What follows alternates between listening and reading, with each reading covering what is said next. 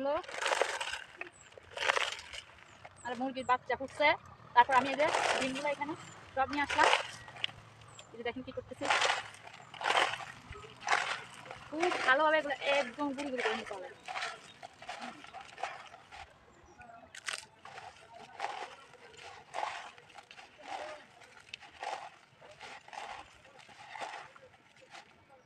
তারপরে যে আমি আজকে এগুলো আমার এখানে কিছু লেবুর ছোলা পোস্তে দিছি। এই যে এইখানে আজকে কি করবো, আমি যে বেগুন গাছের একটু মাটি সরিয়ে নিচ্ছি। তারপরে এই যে সব একদম এখানে দিয়ে দিচ্ছি,